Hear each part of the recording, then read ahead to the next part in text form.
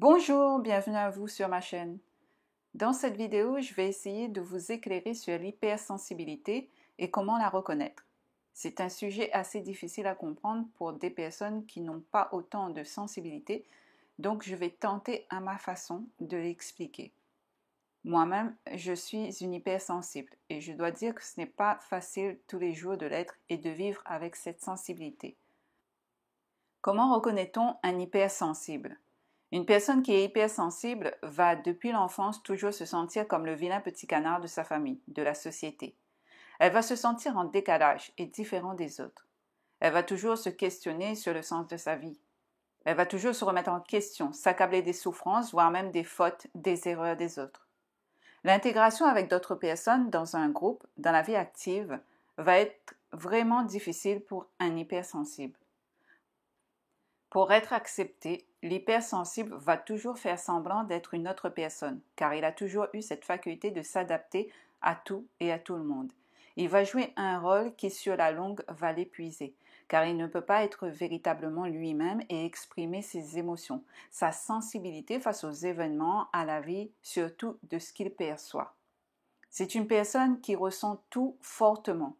Elle ressent de fortes émotions, elle ressent la fragilité du monde qui l'entoure, elle ressent la souffrance des autres, du monde, des animaux, de la nature, etc. Elle a cette capacité à détecter chez l'autre le faux semblant d'une personne. Elle arrive à sentir ce qu'une personne ne dit pas. Elle perçoit les émotions des autres.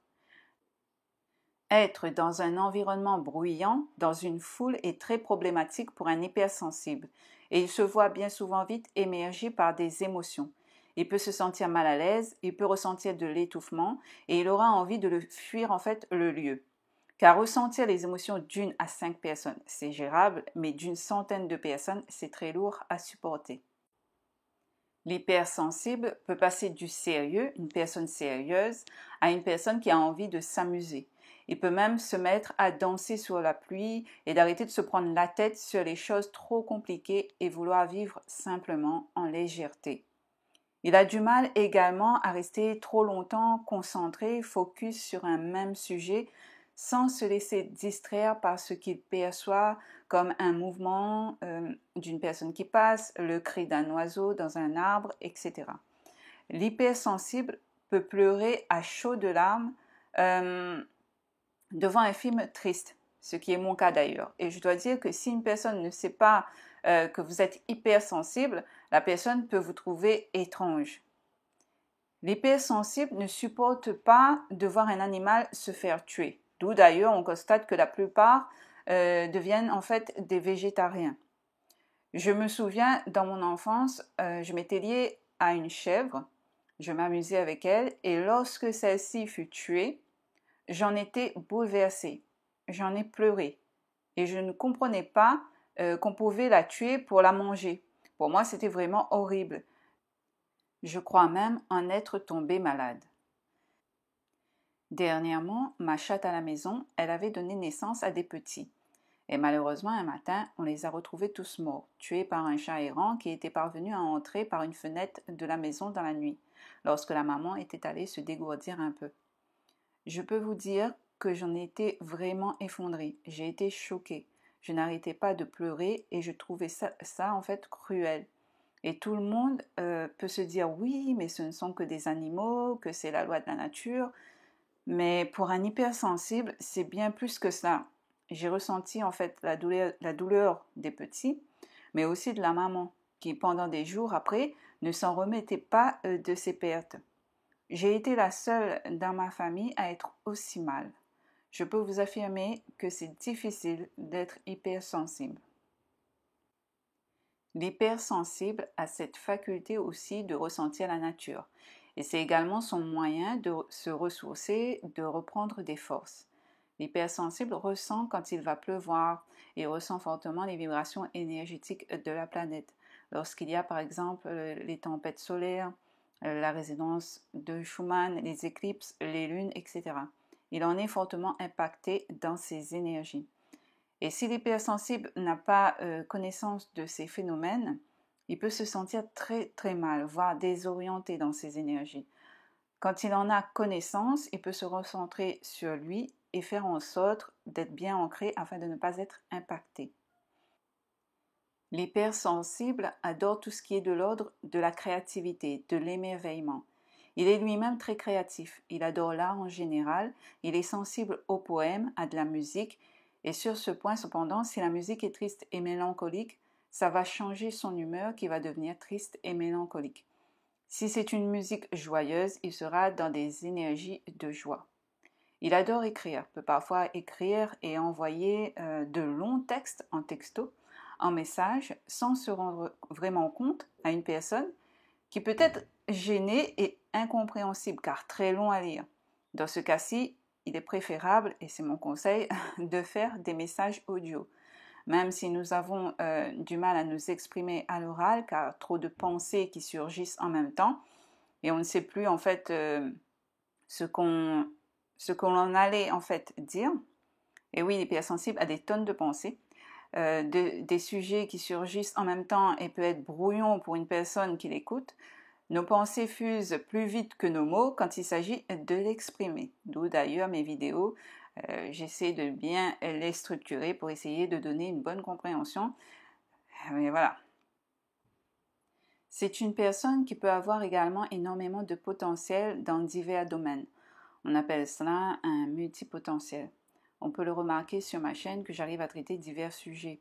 Un hypersensible arrive en fait à exercer dans plusieurs domaines, surtout des domaines qui l'animent et l'attirent, et ce qui l'intéresse en fait fortement. Cela peut être gênant pour les personnes qui ne comprennent pas et vont se dire que c'est instable et qu'il faut faire qu'une chose, qu'un travail et non se retrouver à faire plusieurs métiers au cours de sa vie, bien souvent différents l'une de l'autre. Le problème, c'est notre curiosité à vouloir faire tout en rapport avec ce qui nous fait vibrer de joie, de bonheur. Il agit en fait beaucoup selon son intuition, car a une forte intuition.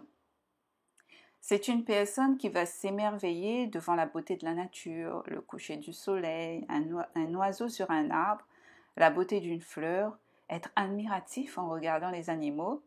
Il va adorer regarder un arc-en-ciel et trouver ça beau. Il va pouvoir rester longtemps à écouter le bruit de la nature, des vagues, le son de la pluie.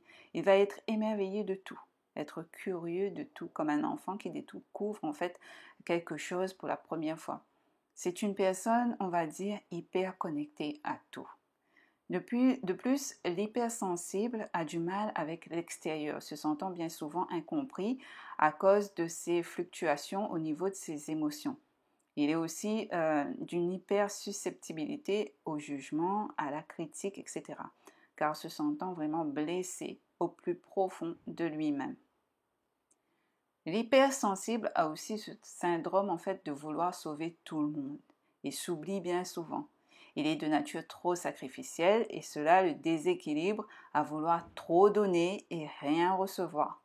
Il a toujours été cette personne sur qui tout le monde peut compter, mais quand arrive son tour, personne à l'horizon pour le tendre une oreille.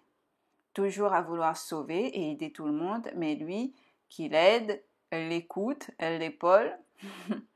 Cependant, dans la plupart des cas, il y a des hypersensibles malheureusement qui se retrouvent dans des relations très toxiques, voire même avec des manipulateurs, des pervers narcissiques, car il a en fait un trop grand cœur et n'arrive pas à dire non, et pense voir en ces personnes de la souffrance, et qu'ils peuvent en fait parvenir à les changer. Je peux vous dire en connaissance de cause que ces personnes, quoi que vous fassiez, ne changeront jamais et continueront à vous affaiblir, à vous déstabiliser. Car c'est cela qui les anime, voir l'autre être dans un mal-être intense. L'hypersensible doit apprendre à arrêter d'être sacrificiel. Il ne doit plus s'abandonner ni se rejeter au détriment du bonheur des autres. Il doit apprendre à s'affirmer et oser dire non quand il a envie de dire non. Et ne surtout pas se culpabiliser de le faire. Il doit se respecter et respecter ce qu'il ressent en lui, même s'il y a du chantage affectif de la part des autres. Un hypersensible doit accepter ce qui est difficile, surtout dans notre société, à être en fait hypersensible. Il ne doit pas avoir peur d'exprimer son hypersensibilité. Bien souvent, dans les hypersensibles, on peut voir des hauts potentiels émotionnels, des hauts potentiels intellectuels, des surdoués. Ce sera le sujet d'une prochaine vidéo. J'espère que celle-ci vous a éclairé à reconnaître par ces quelques signes l'hypersensibilité. Si j'ai oublié d'autres façons de reconnaître un hypersensible, je referai une autre vidéo pour compléter celle-ci. Si vous avez aimé la vidéo, n'hésitez pas à liker, à me laisser un petit commentaire pour me dire si vous reconnaissez en fait dans l'hypersensibilité. Et n'hésitez pas à vous abonner à ma chaîne. Je vous dis à très bientôt.